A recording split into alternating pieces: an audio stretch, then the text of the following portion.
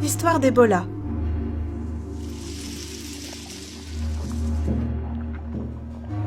Cette histoire raconte comment mon village a survécu à Ebola. Des chauves-souris ont apporté les minuscules virus, trop petits pour être vus, tout petits, et pourtant si dangereux. Sans s'en rendre compte, en se frottant les yeux, grand-père y a mis un peu de sang. Le virus Ebola est entré dans son organisme.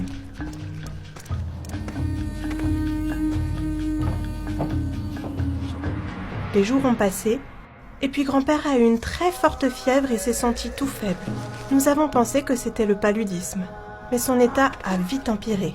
Il avait des vomissements et la diarrhée. Sa fièvre a beaucoup augmenté. J'ai couru chercher l'infirmière. Mais grand-père était déjà mort. J'avais le cœur brisé. L'infirmière a pensé que ça pouvait être Ebola, une maladie qui s'attrape par la viande de brousse mais qui se transmet d'être humain à être humain. D'autres personnes de notre région étaient déjà mortes de cette nouvelle maladie.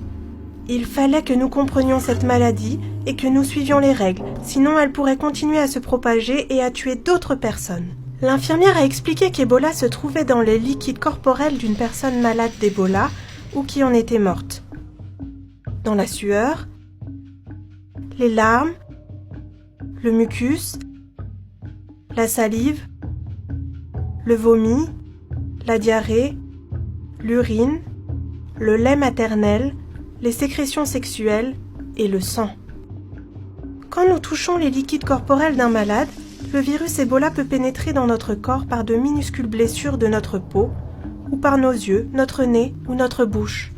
Le virus Ebola se propage dans notre corps et nous rend malades. Lorsque quelqu'un meurt d'Ebola, son corps est beaucoup plus contagieux. On ne doit jamais toucher le corps de cette personne morte. L'infirmière nous a dit de nous laver immédiatement les mains à l'eau et au savon. Elle a appelé l'équipe funéraire spécialement formée pour qu'elle nous aide à enterrer le corps de grand-père sans courir de risque. L'équipe funéraire est venue.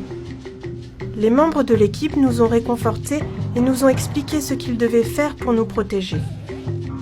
Ils portaient des vêtements de protection pour ne pas s'exposer au dangereux virus.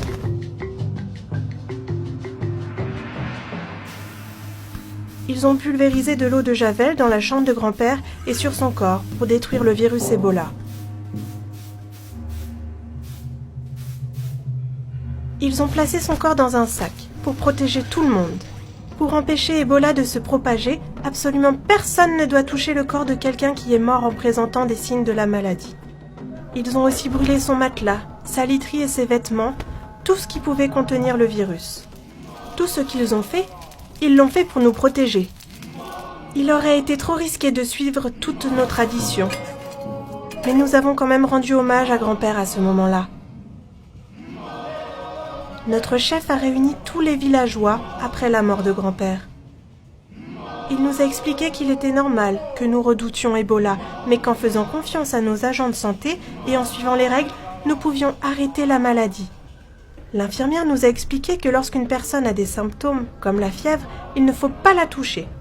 Il faut l'emmener immédiatement au centre de traitement.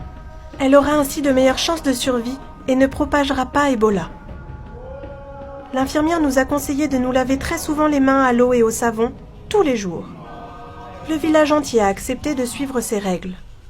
Puisque nous avions tous été en contact direct avec grand-père, nous courions le risque de contracter le virus Ebola. Nous avons dû rester à la maison. Un agent de santé est venu nous voir tous les jours pour vérifier si nous avions de la fièvre ou d'autres signes de la maladie. Nous aurions eu des symptômes dans les 21 jours si nous avions attrapé Ebola.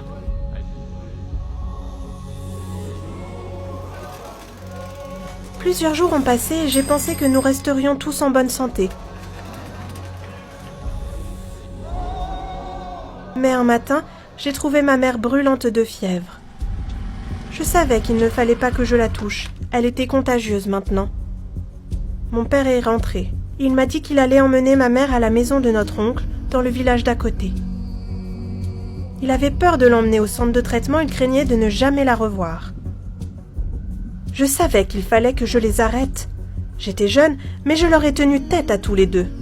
Je leur ai dit que cela pouvait être Ebola qu'il fallait qu'elle aille immédiatement au centre de traitement. Nous devions faire confiance aux soignants pour qu'ils la sauvent, pour nous sauver nous-mêmes et sauver notre village. J'ai vu sur leur visage qu'ils avaient compris.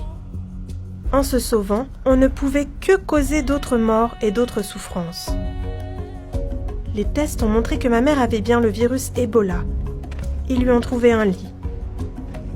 Au début, les agents de santé avaient l'air effrayants, mais je savais qu'ils portaient des combinaisons pour se protéger et que dedans, ils étaient des gens normaux, comme l'infirmière. Ils ont bien pris soin de ma mère. Ils lui ont mis une perfusion, donné des médicaments et de la nourriture et aidé son organisme à rester fort pour lutter contre Ebola. Ma mère me manquait beaucoup, mais je pouvais toujours lui parler au téléphone. Certaines personnes de mon village n'ont malheureusement pas survécu, mais l'état de santé de ma mère s'est amélioré de jour en jour. Rapidement, nous avons pu la voir en respectant une distance de sécurité. Un jour, l'infirmière nous a annoncé que ma mère vivrait. Nous pouvions maintenant l'embrasser et la serrer dans nos bras. C'était un jour de fête. Notre village a suivi les règles. Nous avons fait confiance à nos agents de santé. Nous avons immédiatement transporté nos malades pour qu'ils les soignent. Nous avons fait appel à l'équipe funéraire lorsqu'une personne mourrait. Et nous nous lavons toujours les mains à l'eau et au savon.